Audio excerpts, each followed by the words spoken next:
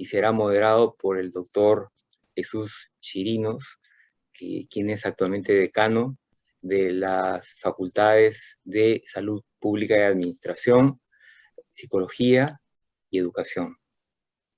Muchas gracias, doctor Chirinos, y por favor, tomen la palabra.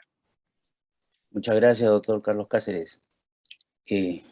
Bueno, vamos a dar inicio rápidamente a este primer panel de epidemiología, donde tenemos a profesores distinguidos que van a dar sus respectivas charlas: el doctor Ernesto Gosser, el doctor Luis Huicho, el doctor Hugo Quesada, la doctora Kim Cajachagua y el doctor Pedro Romero.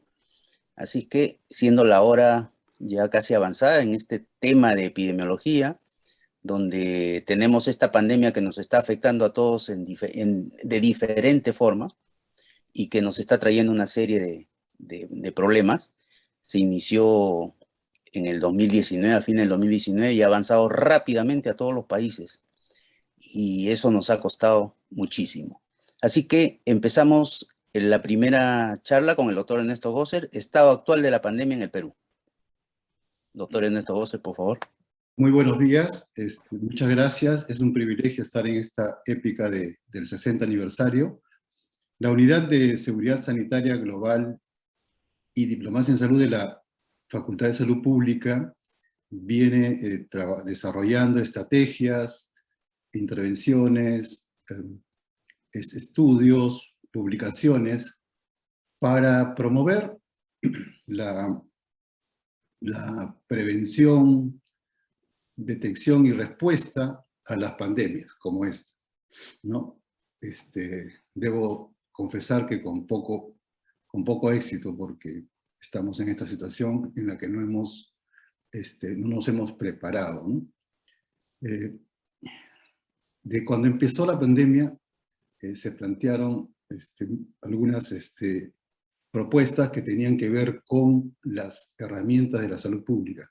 En febrero del 2020 publicamos este trabajo con colegas de otros países, donde señalábamos los elementos esenciales, que eran elementos de pura salud pública, o lo que en inglés se llama intervenciones no farmacéuticas. Esto fue publicado en febrero en línea, y en marzo salió, y no fue muy escuchado. La vigilancia epidemiológica. Lo que hemos visto, todos conocemos esta curva, ¿no? De dos olas, en la que podemos ver, ¿no?, la composición de las mismas por tengo un problema acá.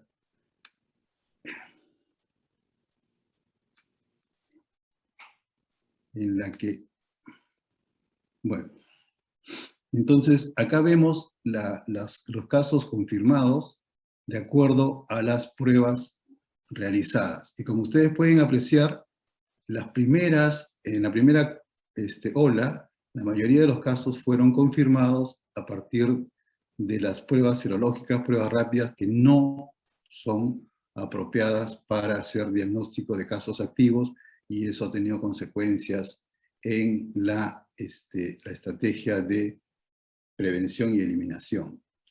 Es en la segunda parte, en la segunda ola, que comienzan a aparecer con mayor proporción los casos confirmados por pruebas moleculares y con pruebas de antígenos. Sin embargo, las pruebas serológicas, a pesar de las medidas y de los cuestionamientos, se siguieron utilizando. Aquí vemos, entonces, también la distribución de los casos por grupos etarios. Y como se puede apreciar, en ambas olas, los casos de personas jóvenes son más frecuentes, las infecciones en personas jóvenes. Esto es importante porque más adelante vamos a ver qué pasa con la mortalidad. Todos los grupos etarios se afectan, sin embargo, hay más afectación relativamente en los grupos jóvenes. Cuando queremos comparar, ¿no?, los casos confirmados por departamentos, entre primera y segunda ola vemos que, en general, Esto no es un estudio todavía terminado, estamos haciendo un estudio sobre esto, pero la primera y la segunda ola repiten, digamos, el volumen de casos. Si en la primera ola tuvo una cantidad de casos, en la segunda ola se mantienen los mismos. Y esto está muy relacionado con las zonas, sobre todo urbanas. Quien más aporta con con casos es Lima. Pero los demás departamentos también tienen un comportamiento similar en la primera y en la segunda ola. Esto es importante para poder tomar decisiones en este momento también, como por ejemplo, dónde orientar las vacunaciones. Cuando vemos por sexo, ya hemos visto en la parte de casos, de quienes se infectan, quienes se contagian, la distribución es casi similar, es mitad y mitad hombres y mitad mujeres. No hay una predominancia en infección en ninguno de los sexos. Una cosa importante que ha aparecido a raíz de esta pandemia es la vigilancia genómica, en la que nuestra universidad tiene un papel importante porque tiene un equipo que está liderando una red importante. Y vemos que la variante Delta es la que está creciendo, no me voy a extender.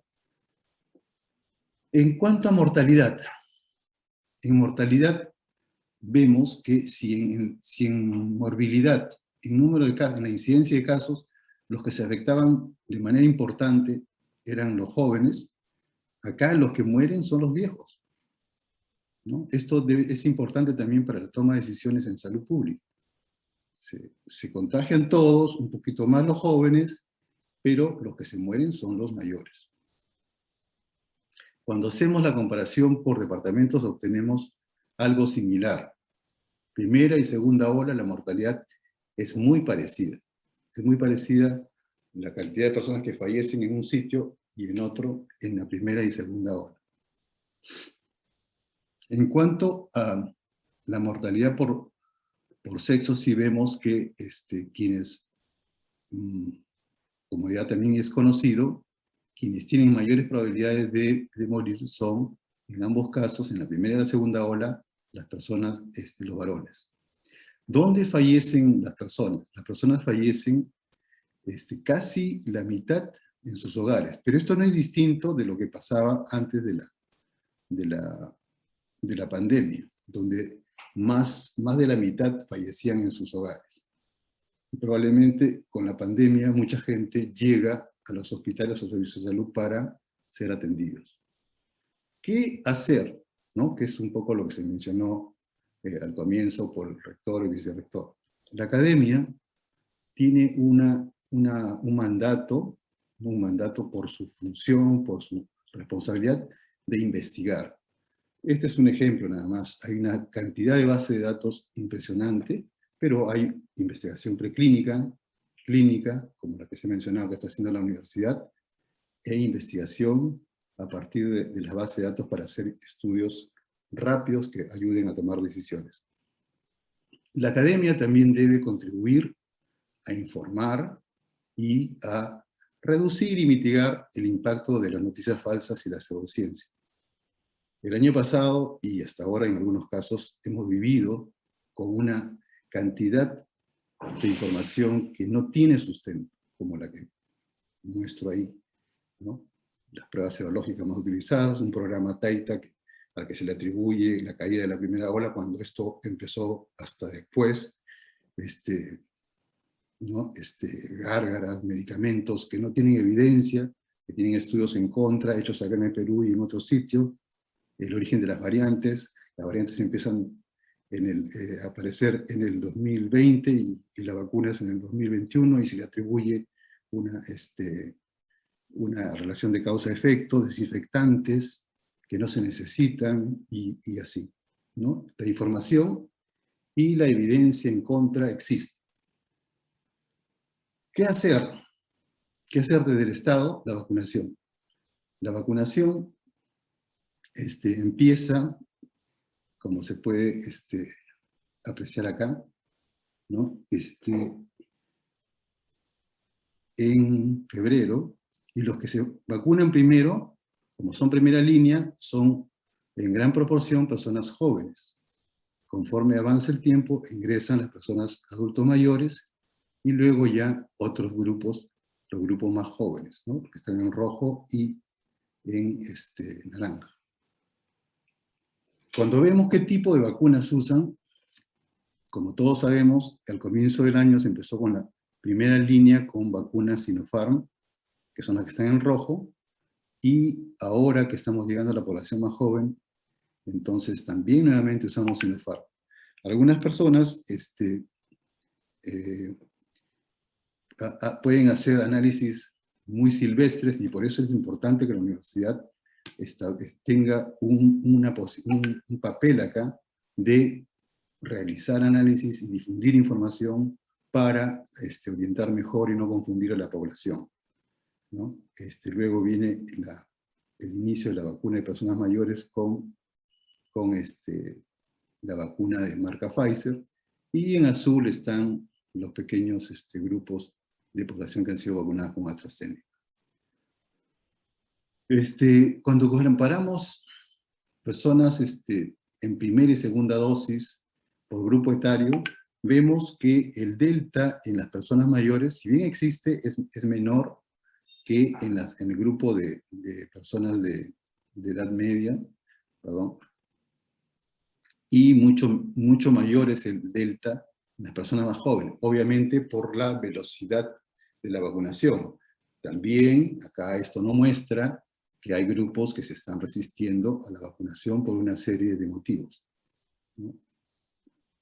Por otro lado, de acuerdo al primera y segunda dosis en fabricante, vemos que el delta mayor está en los que se vacunan con Sinopharm. Esto tendría que analizarse con más detalle, viendo ¿cómo se llama? La estrategia de la campaña de vacunación que hace que recién ahora estén entrando las personas más jóvenes, ¿no? Entonces, eso puede explicar en parte del delta y también las noticias alarmantes que se difundieron sobre esta vacuna que no era efectiva. Si vemos, por ejemplo, los deltas en la Pfizer, como se puede ver, en las personas más jóvenes es mayor. En las personas de otro grupo de edad también existe. O sea, no es un problema solamente de la Sinopharm, es un problema también de la velocidad de la vacunación. Con Sinopharm sí se ve un gran delta en las personas más jóvenes, porque son las que han empezado últimamente, pero hay uno importante acá, en las personas de edad media, de 40 años a 60, que sí es importante y que debe ser abordado. Con AstraZeneca hay también un delta en las personas más jóvenes por la velocidad de la vacunación. ¿Qué tenemos que hacer? Pienso que no hay una receta mágica, pero lo que tenemos que hacer es organizar estrategias de eliminación, más que de mitigación. Las estrategias de eliminación son las que han llevado a mejores resultados, como el que mostraba de reducción de mortalidad. En el corto plazo hay una serie de medidas que no voy a describir, porque todos las conocemos, y que estamos en el momento actual para poder realizarlas, ¿no? Que son las medidas que tienen que ver con rastreo de contactos, uso de pruebas, pero para tomar decisiones, y en el largo plazo sí es importante abordar los determinantes sociales y la mejora de los establecimientos de salud.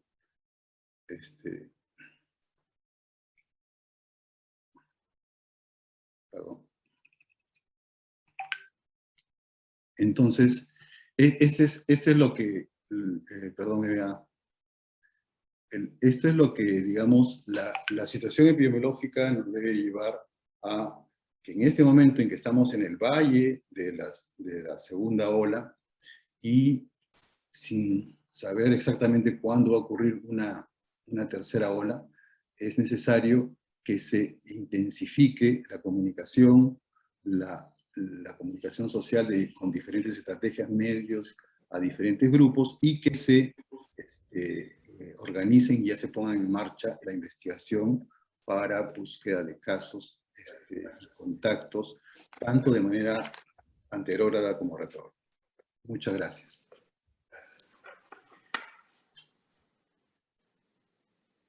Muchas gracias, doctor Ernesto Gosser.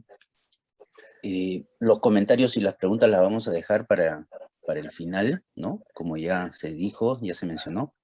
Entonces pasamos ahora a factores asociados al exceso de mortalidad durante la pandemia de COVID-19 en Perú, un estudio ecológico subnacional. La presentación estará a cargo del doctor Luis Huicho, doctor Hugo Quesada y la doctora Kim Cajachagua. Gracias. Doctor Huicho, por favor. Muchas gracias, doctor Chirinos. Buenos días con todos.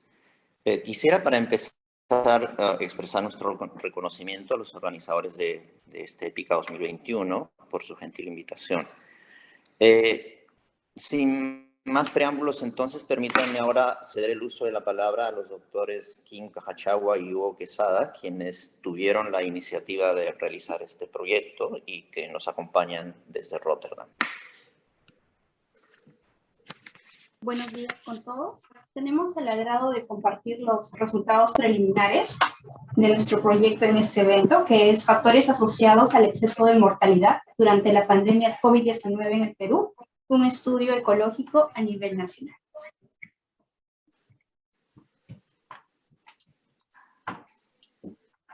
Este es el grupo de investigadores con los cuales estamos desarrollando el proyecto.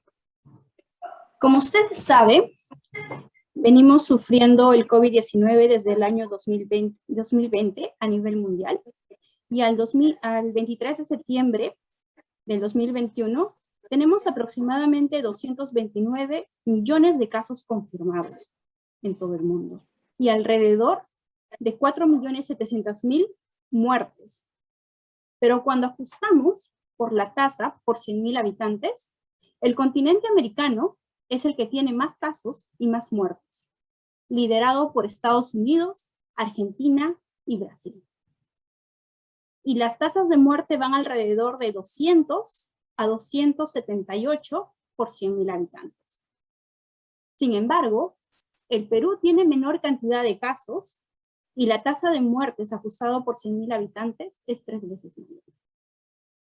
A pesar de todos los esfuerzos que ha hecho el gobierno durante la pandemia, nos preguntamos qué es lo que sucedió en el Perú, que a pesar de tener menor cantidad de casos, tiene una mayor tasa de mortalidad y un mayor exceso de mortalidad en todo el mundo.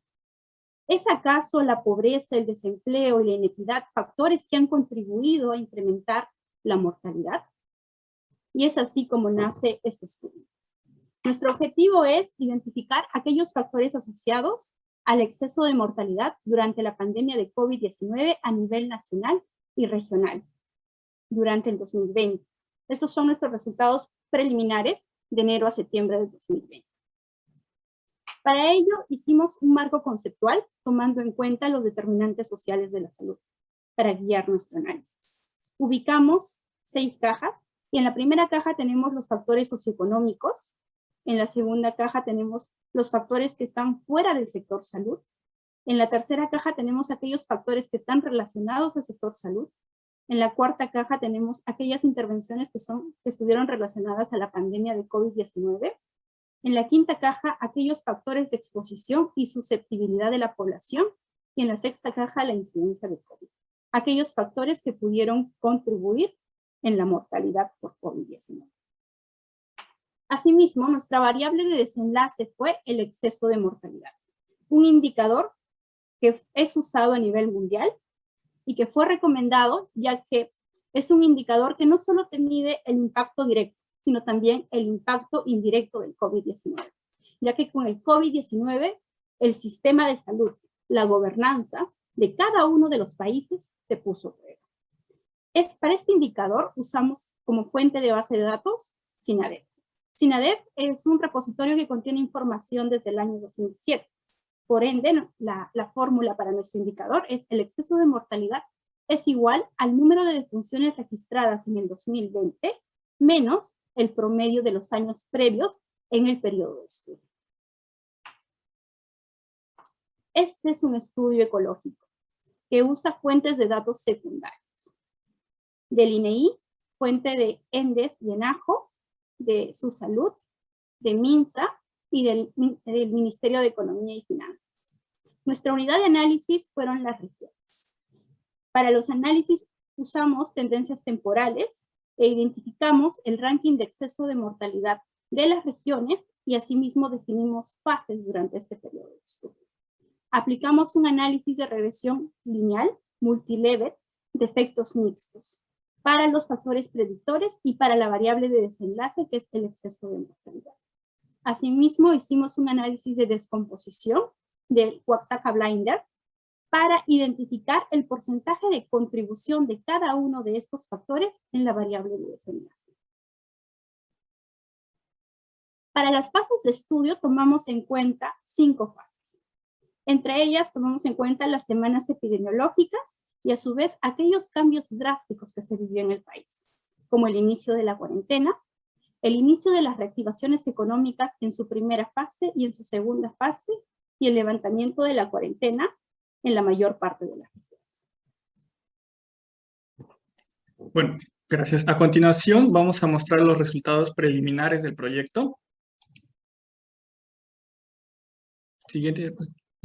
Bueno, aquí tenemos en esta imagen la tasa de exceso de mortalidad por fases y región por 100.000 habitantes.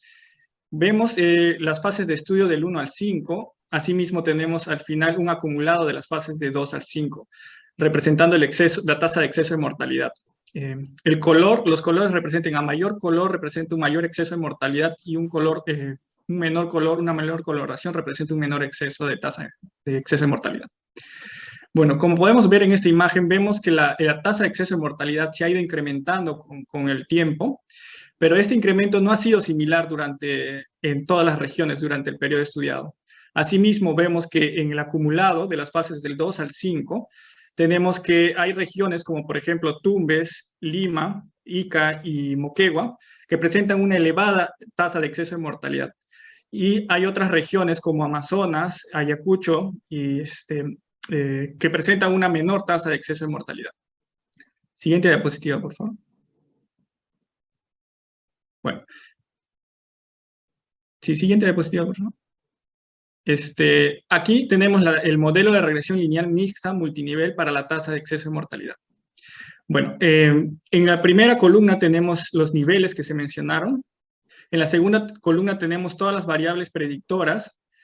Y en la siguiente columna tenemos todos los coeficientes de regresión ajustados por tiempo, en el cual podemos ver que, por ejemplo, la urbanización estuvo significativamente asociada con el exceso de mortalidad, y otras variables como, por ejemplo, el seguro de salud público, asimismo como el presupuesto ejecutado por COVID, la mediana de edad poblacional, el porcentaje de varones mayores de 65 años, las comorbilidades, el consumo de cigarrillos estuvieron significativamente asociados con el exceso de mortalidad. Luego de esto realizamos un análisis de tipo ajustado por tiempo y confusión, en el cual encontramos que hay una asociación significativa en 2 variables que sobrevivieron el análisis. Esta es la tasa de desempleo y asimismo la incidencia por COVID, que significa que a mayor tasa de desempleo, en esa región existe un mayor exceso de mortalidad. Bueno, también realizamos un análisis de descomposición en el cual se comparó la fase 1 versus la fase 5. Y encontramos que hubieron factores que contribuyeron positivamente al exceso de mortalidad y factores que contribuyeron negativamente al exceso de mortalidad. Y los dividimos en 2, factores de riesgo y factores protectores. Entre los factores de riesgo, hicimos un cálculo para ver una contribución en porcentaje relativa a ese exceso de mortalidad y encontramos que la incidencia de COVID entre esas 2 fases fue la que mayor contribuyó en el exceso de muerte. Sin embargo, encontramos que otras variables como la edad poblacional, el presupuesto ejecutado y la tasa de desempleo contribuyeron como factores de riesgo para el exceso de mortalidad. Por otro lado, tenemos que los factores protectores, tenemos principalmente el acceso de salud, funcionó como un factor protector para el exceso de mortalidad en la región, así como también la densidad de trabajadores en salud, el porcentaje de población urbana y el porcentaje de seguro de salud público que contribuyeron negativamente y funcionaron como factores protectores al exceso de mortalidad en las regiones. Siguiente diapositiva, por favor. Bueno, concluimos que la elevada tasa de exceso de mortalidad durante la pandemia del COVID en el Perú parece estar influenciada por diversos factores. Estos incluyen determinantes sociales, desempleos, factores de riesgo individuales y remarca la necesidad de fortalecer la priorización en la implementación de intervenciones tanto fuera como dentro del sector salud. Muchas gracias.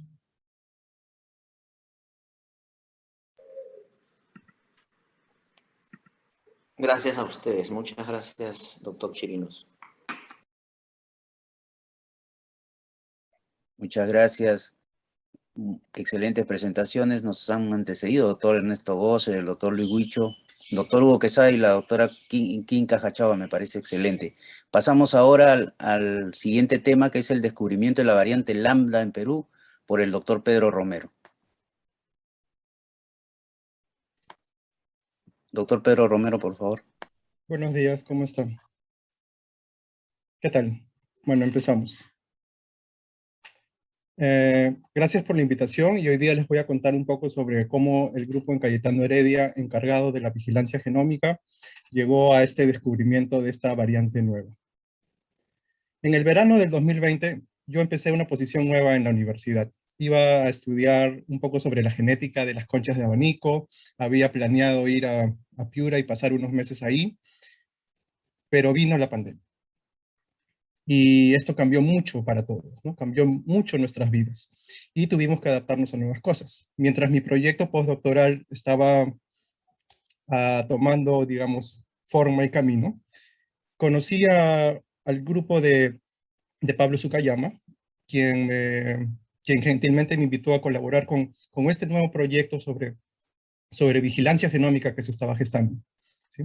Ya hemos visto en las exposiciones anteriores de que hemos tenido un problema enorme en el país y pues tenemos datos muy malos, ¿no? Pero como respuesta a ello, tenemos a la ciencia y la gente que gesta la ciencia, ¿no? La ciencia se hace a través de los investigadores de la universidad, en este caso. Y como les contaba, pues este grupo se formó para poder empezar a hacer esto que llamamos la vigilancia genómica, a poder observar a las variantes. Yo siempre nos llamo como detectives de variantes. Vamos tras la secuencia genética del virus para ver qué información está cambiando, qué mutaciones tiene, cuándo aparece, dónde.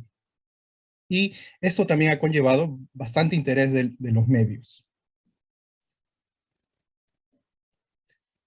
En el verano también de este año, empezaron a aparecer varias noticias sobre una nueva variante que en ese momento se llamaba brasileña. Y parecía pues que esta variante brasileña, o ahora llamada Gamma, ¿sí?, iba a desplazarse por todo el Perú en ese momento, ¿sí? Entonces el ministerio sacó varios reportes sobre ello, y algo que a nosotros nos llamó la atención era cómo se detectaban esas variantes. En ese momento, la detección se hacía mediante una técnica llamada PCR en tiempo real, ¿sí?, que trataba de analizar ciertas mutaciones. Una de esas mutaciones se ubicaba en una parte del virus llamada ORF1. ¿Qué pasaba ahí? Pues pasaba que existía una especie de deleción, una pérdida en la información genética del virus. Ahí he puesto una imagen del principito porque siempre nos dice que lo esencial es invisible a los ojos.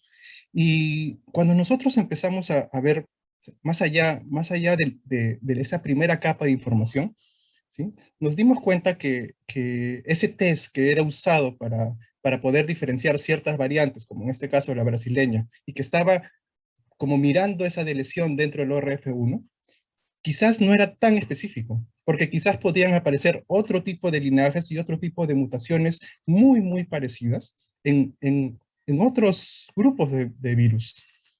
De esta manera, el grupo y Pablo, ¿no?, se dio cuenta de que había otro grupo de virus que también poseía esa deleción. Y por lo tanto, si uno solo hace la PCR, pues no podría diferenciar una de otra. Entonces, realmente lo que se estaba reportando era la variante Gamma brasileña, o había algo más de historia. Lo que hicimos fue empezar a analizar las secuencias genéticas, empezar a mirar las mutaciones, y nos dimos cuenta pues que pertenecían a otro tipo de virus y que, bueno, a otro tipo de grupo dentro del coronavirus, ¿sí?, y que este que este grupo pues tenía ciertas mutaciones especiales, no solo esa de lesión en el ORF1, sino que existían otras mutaciones que también estaban asociadas, por ejemplo, a la proteína Spike, ¿sí? De lesiones nuevamente, pérdidas de información genética.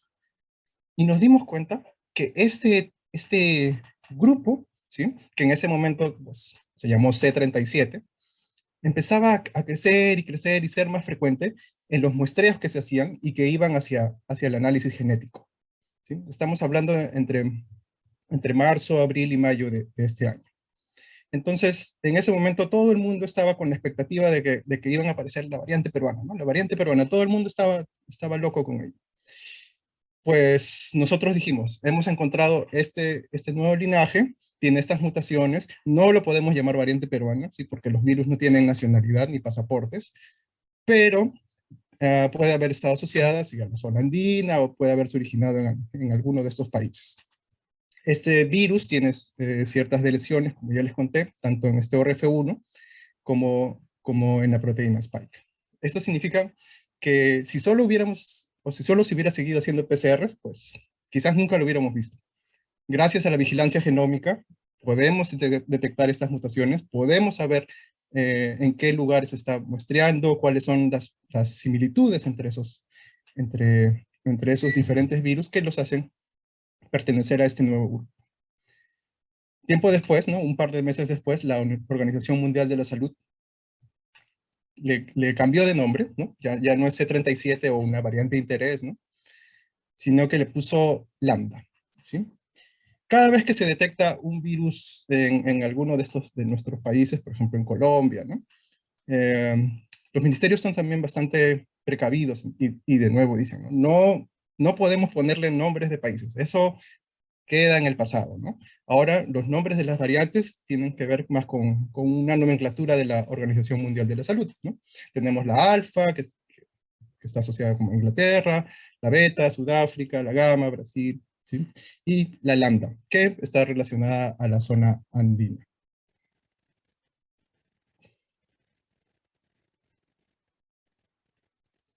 Lambda ha sido reportada en Perú, en Chile, en Argentina, pero ahora se encuentra como en 40 países. ¿Sí? Si bien su crecimiento ha sido rápido en nuestro país, pues no ha sido detectado tan frecuentemente en otros lugares, ¿sí? Básicamente es una variante que se ha centrado en el sur global.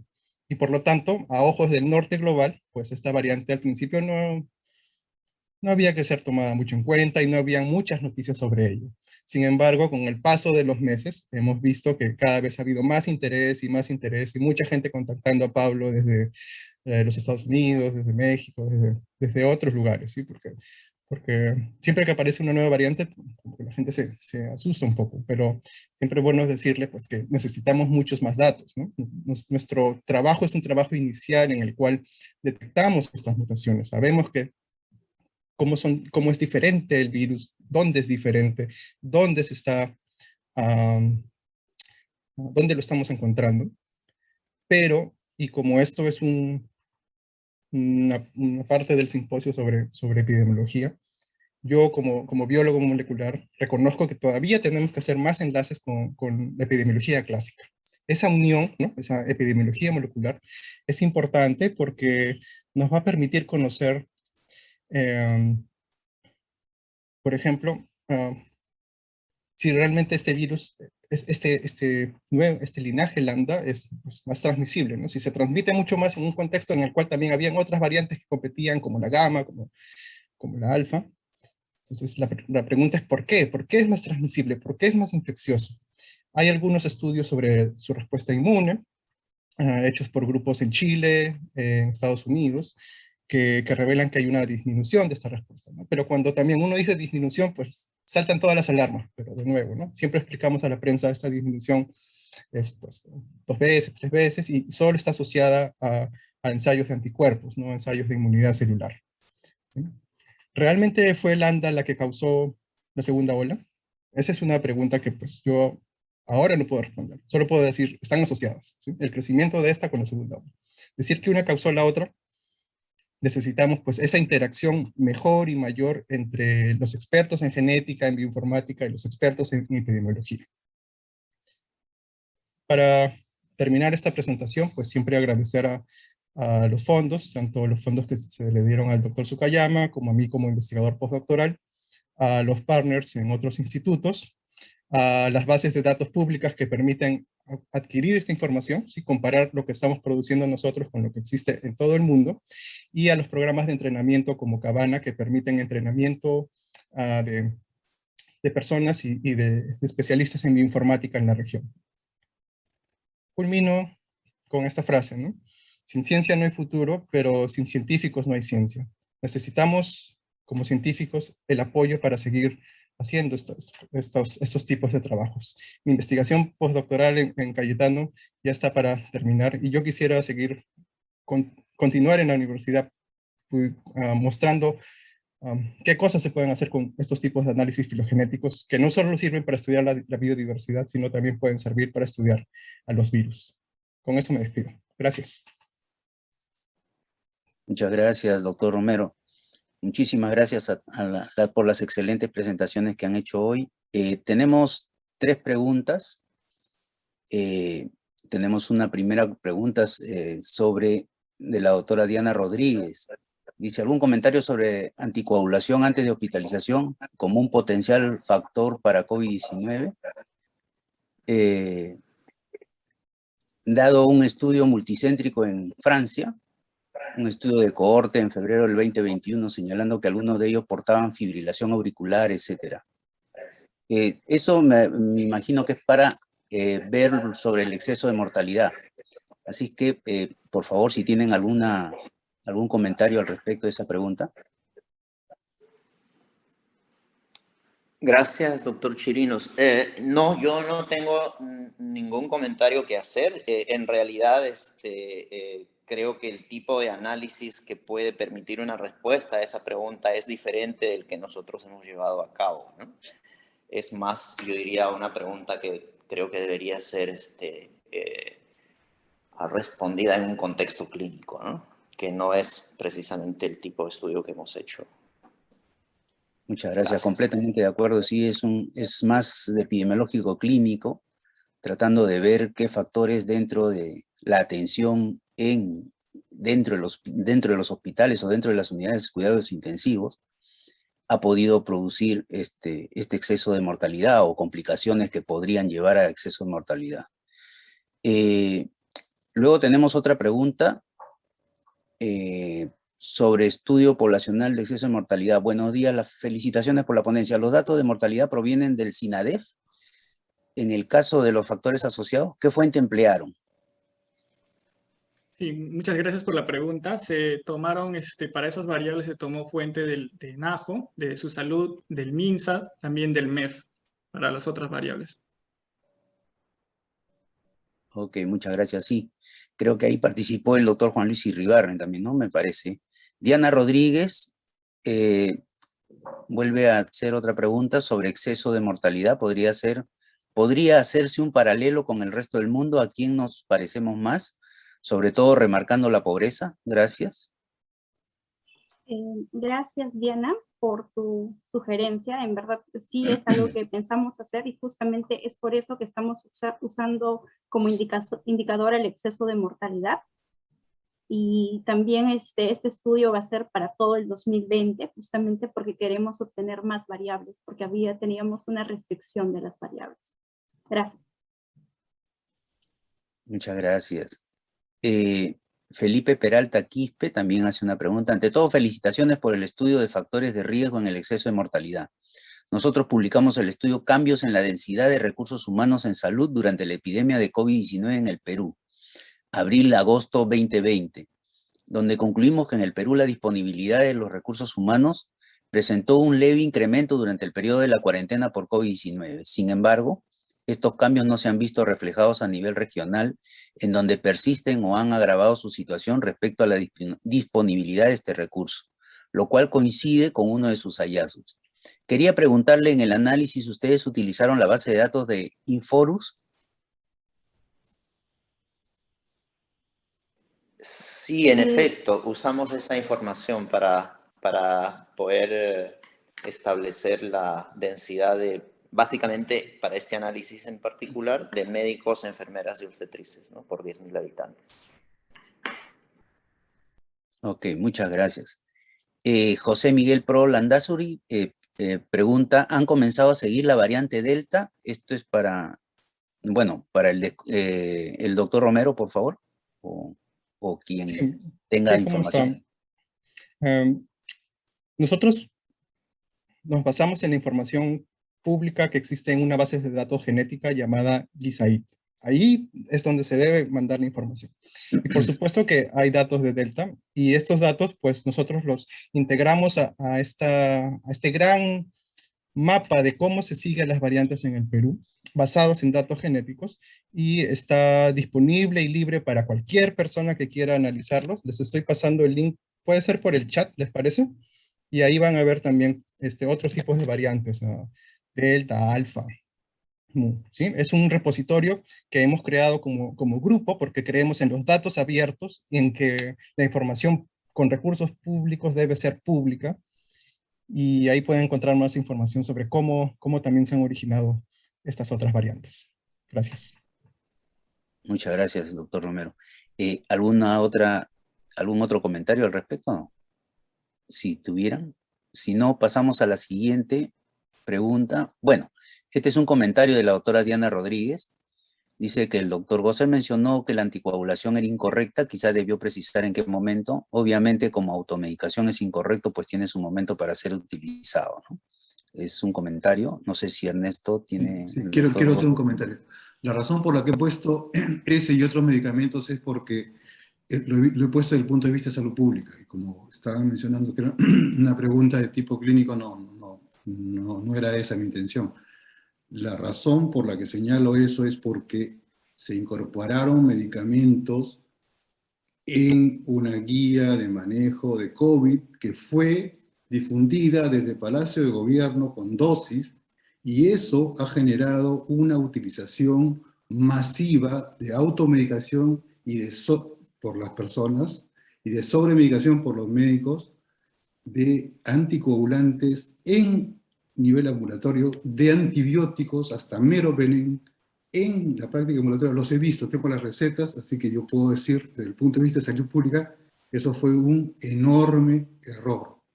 Y lo señalo desde mi punto de vista, así con el disclaimer, no estoy representando a la universidad, sino a mí mismo. Lo he estudiado, lo he visto, y me parece que es una barbaridad. Por eso lo señalaba. No estoy hablando de específicamente, igual que la dexametasona tiene su espacio en el manejo dentro de un hospital por un médico entrenado, pero no lo que se hizo. A eso me refiero. Desde el punto de vista de salud pública, en un país que tiene tendencia a la automedicación, eso fue un gravísimo error. Yo he visto gente morir por esa causa. Gracias, doctor Gosser. ¿Algún otro comentario? Yo quiero mencionar, además, de que por eso ese factor de automedicación, apenas salían en las noticias algún producto que se podía utilizar en el COVID, no necesariamente dado por el gobierno, sino bastaba la noticia, la gente ya lo estaba utilizando y ya estaba preguntando por ese medicamento. Y he visto casos en los que ellos mismos se automedicaban dexametasona, anticoagulación, y etcétera. Y creo que eso también tiene que ver con el exceso de mortalidad.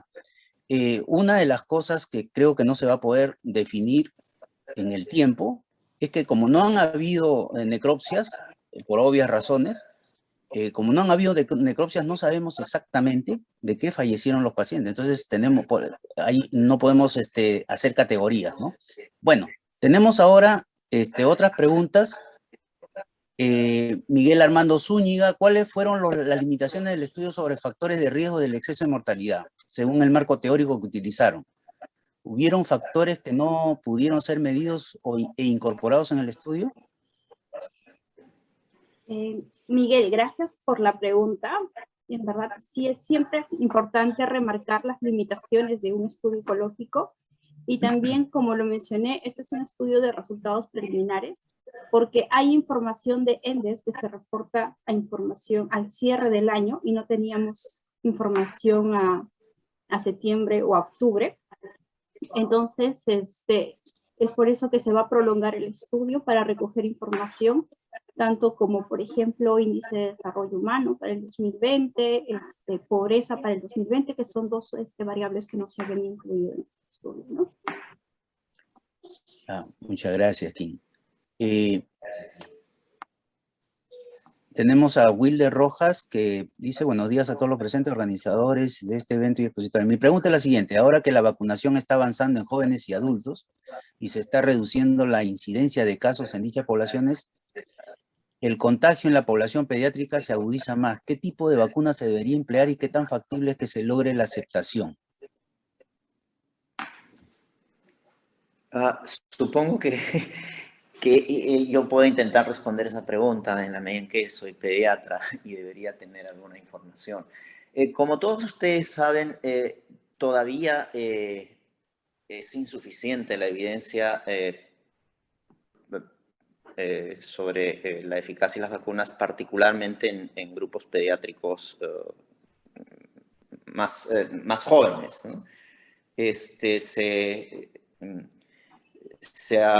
Pfizer acaba de anunciar que su vacuna parece despertar o producir generación de anticuerpos en niveles importantes en niños de 5 a 11 años, pero comprensiblemente no tienen una respuesta definitiva todavía sobre la eficacia de la vacuna en términos de reducción de la tasa de infección y en términos de reducción de casos graves o muertes, ¿no?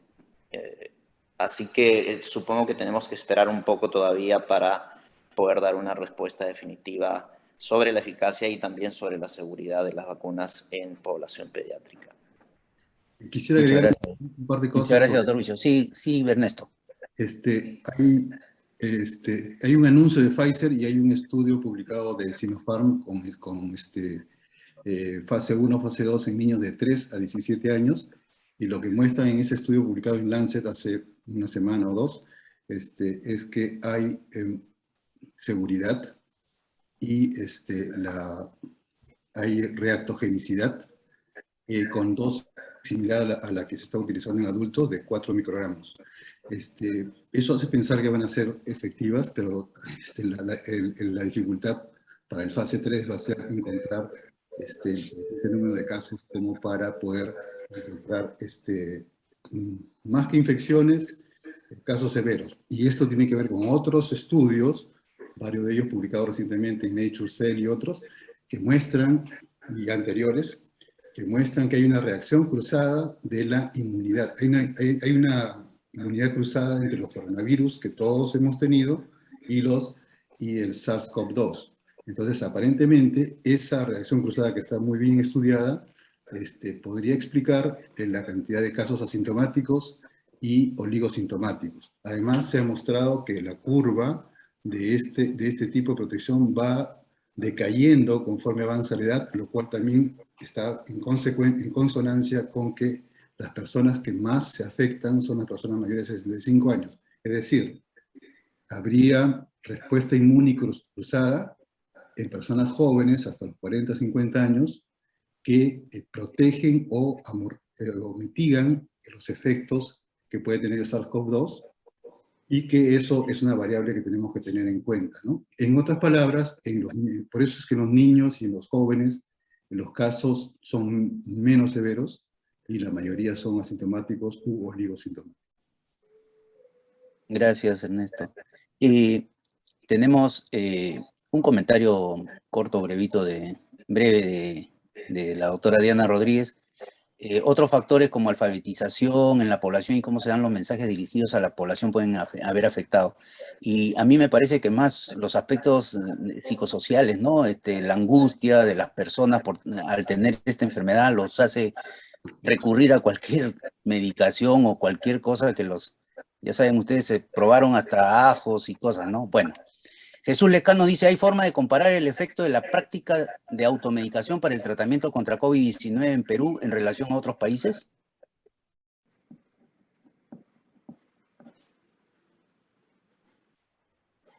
¿Algún comentario sobre ello?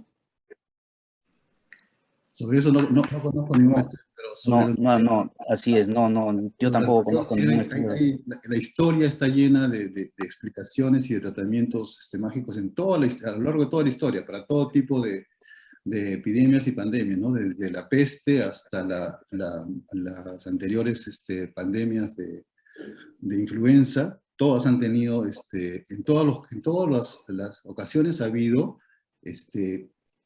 tratamientos mágicos, explicaciones religiosas y de otro tipo, porque, como señalaba el doctor Chirinos, se produce un estado de incertidumbre, de desconcierto, y hay una necesidad de ubicar en algún lugar una potencial tabla de salvación. Sobre lo otro no conozco nada. Muchas gracias, Ernesto. La última pregunta.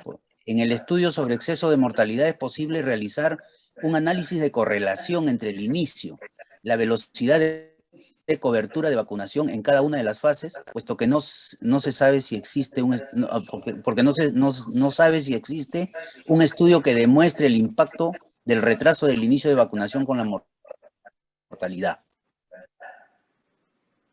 Sí, sin duda, creo que es una variable que legítimamente puede agregarse a la lista de variables que hemos utilizado y se puede evaluar su rol en la reducción del exceso de mortalidad. Muchas gracias, doctor Huicho. Gracias. Solo mencionar algunos comentarios que hay en el chat. Excelente resumen de la evolución de la pandemia para el doctor Gosser, muchas lecciones para aprender. Luego, el Perú reporta todos los fallecimientos por exceso, cosa que no ocurre en muchos países, lo cual debería hacerse una comparación, y para ello mencionar África, ¿no? África es un fenómeno en cuanto a casos y mortalidad. Habría que revisar qué ocurrió ahí, ¿no? La conclusión más importante es que los reportes de Perú sobre mortalidad son confiables. Esto lo dice el doctor Juan Luis Iribarren. Muy bien, después yo creo que ya por el tiempo, eso es todo. Muchísimas gracias a nuestros presentadores, al doctor Ernesto Gosser, al doctor Luis Huicho, al doctor Hugo Quesada, a la doctora Kim Cajachagua y al doctor Pedro Romero por sus excelentes exposiciones y por sus respuestas a las preguntas. Muchísimas gracias a todos ustedes. Gracias. Gracias a ustedes. Buenos días a